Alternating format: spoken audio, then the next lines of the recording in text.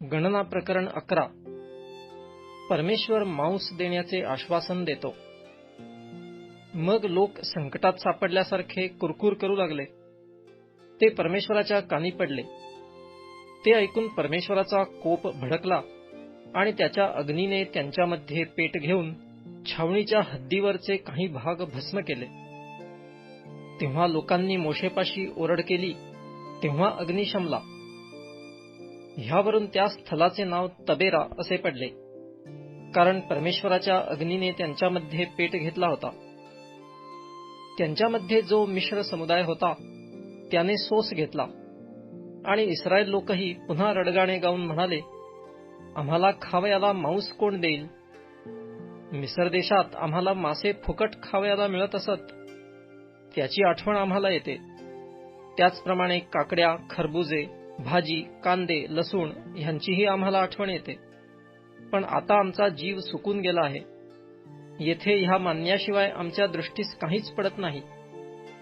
हा मान्ना धण्यासारखा असून त्याचा रंग मोत्याच्या रंगासारखा होता.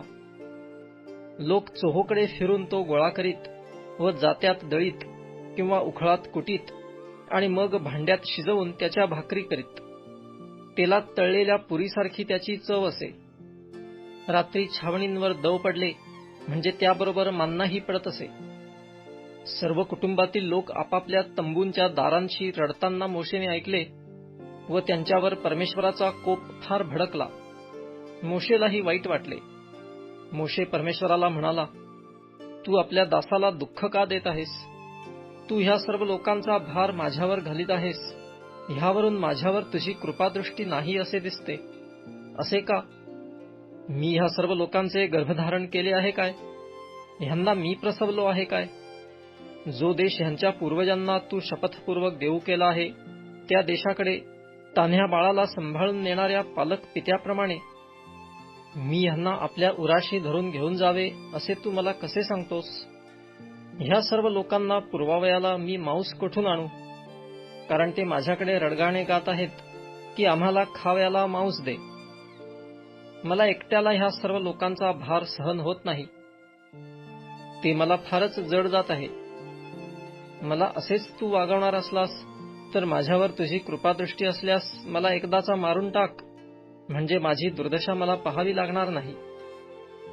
परमेश्वर मोशेला म्हणाला, तुझ्या माहितीतले इस्रायल लोकांचे जे वडील व अंमलदार आहेत त्यांच्यातून 70 जण निवडून त्यांना दर्शन मंडपापाशी घेऊन ये व तेथे त्यांनी तुझ्याबरोबर उभे राहावे. मग मी उतरून तेथे तुझ्याशी बोलेन आणि तुझ्यावर असणाऱ्या आत्म्यातून काही घेऊन त्यांच्यावर ठेवीन, म्हणजे तुझ्याबरोबर तेही लोकांचा भार वाहतील. मग तुला एकट्यालाच तो व्हावा लागणार नाही. तू लोकांना सांग की उद्यासाठी तुम्ही आपणाला शुद्ध करून घ्या, म्हणजे तुम्हाला मांस खावयाला मिळेल. आम्हाला खावयाला मांस कोण देईल? आणि मिस्र देशात आम्ही आपले बरे होतो हे तुमचे रडगाणे परमेश्वराच्या कानी गेले आहे, म्हणून परमेश्वर तुम्हाला मांस देणार आहे आणि तुम्ही ते खाल. तुम्ही ते केवळ 1 दिवस, 2 दिवस, 5 दिवस, 10 दिवस, 20 दिवस खाल एवढेच नव्हे, तर तुमच्या नाकातून निघेपर्यंत आणि तुम्हाला शिसारी येईपर्यंत तुम्ही ते महिनाभर खात राहाल. कारण तुमच्यामध्ये वसत असलेल्या परमेश्वराचा तुम्ही त्याग करून त्याच्यासमोर असे रडगाणे गायले की आम्ही मिस्र देशातून निघालो तरी कशाला. मग मोशे म्हणाला, ज्या लोकांमध्ये मी आहे त्यांचे पैदळच 6 लाख आहे आणि तू म्हणतोस की ते महिनाभर खात राहतील एवढे मांस मी त्यांना देईन. त्यांना पुरे पडावे म्हणून गुरेढोरे व शेरडे मेंढरे कापावीत काय?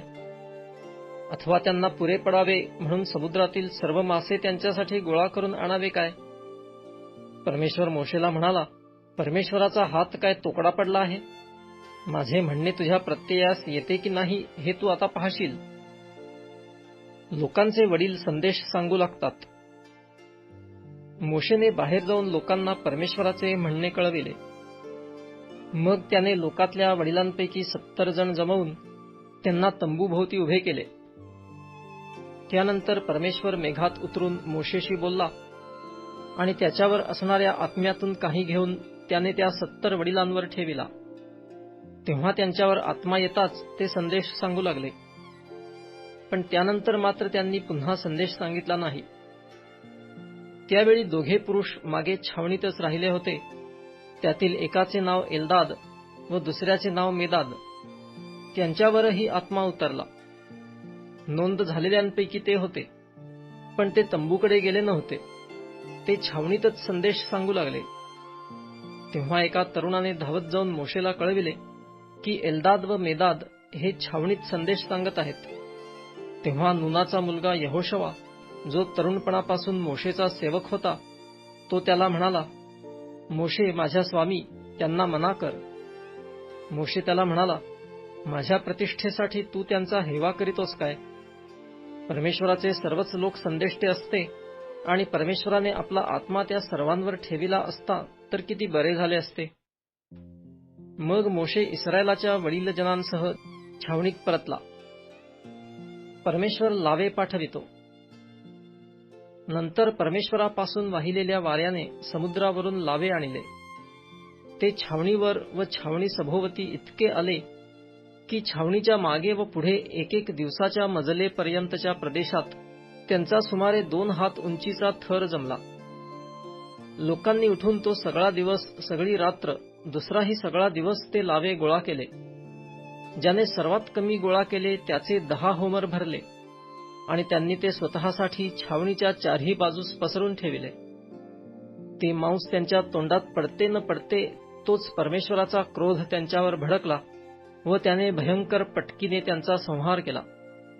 त्या स्थलाचे नाव किब्रोथ हत्तव्वा असे पडले, कारण ज्या लोकांनी सोस घेतला त्यांची प्रेते त्या ठिकाणी पुरण्यात आली होती. किब्रोथ हत्तव्वा येथून कूच करून ते हसेरोथ येथे पोहोचले आणि हसेरोथ येथे ते राहिले.